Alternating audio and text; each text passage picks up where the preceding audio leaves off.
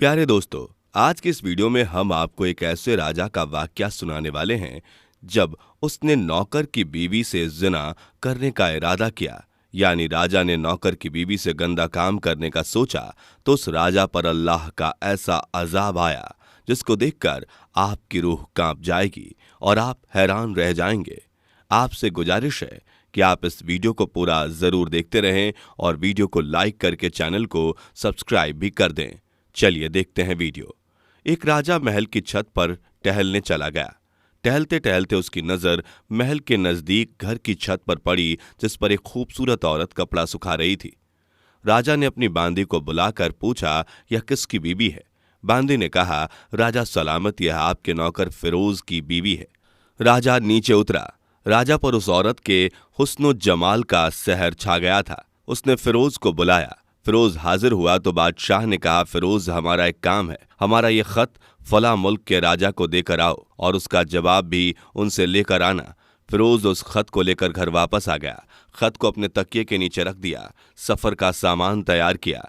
रात घर में गुजारी और सुबह मंजिल मकसूद पर रवाना हो गया। इस बात से लाइल्म की राजा ने उसके साथ क्या चाल चली है। इधर फिरोज जैसे ही नजरों से ओझल हुआ, राजा चुपके से फिरोज के घर पहुंचा और आहिस्ता से फिरोज के घर का दरवाजा खटखटाया। फिरोज की बीवी ने पूछा, कौन है? राजा ने कहा, मैं राजा हूं, तुम्हारे शौहर का मालिक। उसकी बीवी ने दरवाजा खोला। राजा अंदर आकर बैठ गया। फिरोज की बीवी ने हैरान होकर कहा, राजा सलामत। हमारे गरीब खाने में। राजा ने कहा, मैं यहाँ मेहमान बनकर आया हूँ।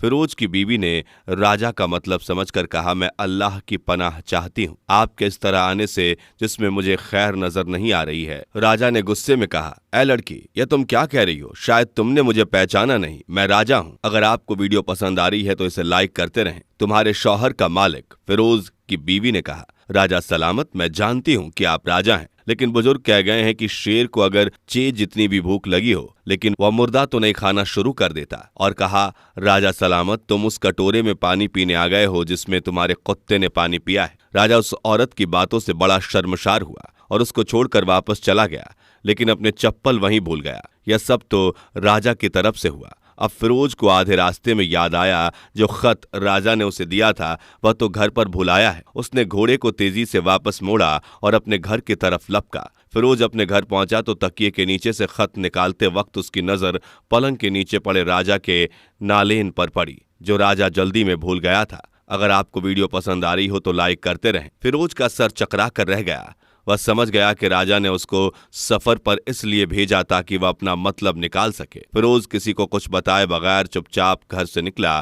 खत लेकर वह चल पड़ा और काम खत्म करने के बाद राजा के पास वापस आया। राजा ने इनाम के तौर पर उसे 100 दिनार दिए। फिरोज दिनार लेकर बाजार गया और औरत के इस्तेमाल के कीमती कपड़े और कुछ तहाइफ वे खरीदे। घर पहुंचकर बीवी को सलाम किया और कहा कि चलो तुम्हारे मैके चलते हैं।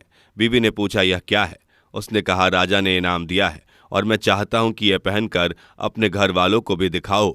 बीवी ने कहा, जैसा आप चाहें। बीवी तैयार हुई और अपने वालदेन के घर अपने शौहर के साथ रवाना हो गई। दामाद और बेटी उनके लाए गए तहाइफ को देखकर वह लोग बहुत खुश हुए। फिरोज अपनी बीवी को छोड़कर वापस आ गया और 1 महीना गुजरने के बावजूद ना बीवी का पूछा और ना उसको वापस बुलाया। कुछ दिन बाद उसके साले उसके साथ मिलने आए और उससे पूछा, फिरोज, आप हमें हमारी बहन से गुस्से और नाराजगी की वजह बताइए या फिर आपको हम काजी के सामने पेश करेंगे।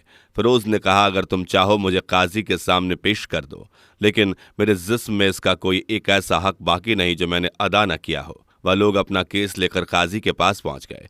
काजी ने फिरोज को बुलाया। काजी उस वक्त राजा के पास बैठा हुआ था।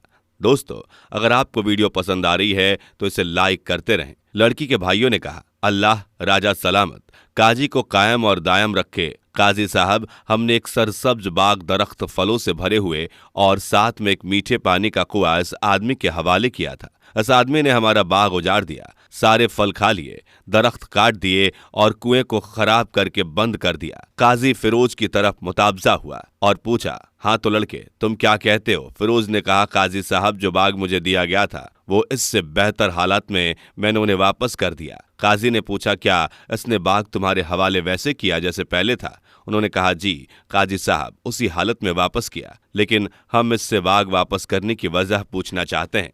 काजी ने कहा, हाँ फिरोज, तुम क्या कहना चाहते हो? फिरोज ने कहा, काजी साहब, मैंने बाग किसी बुज़्ग या नफरत की वजह से नहीं छोड़ा। इसलिए छोड़ा कि एक दिन मैं बाग में आया तो मैंने शेर के पंजों के निशान देखे तो मुझे खौफ हुआ कि शेर मुझे खा जाएगा।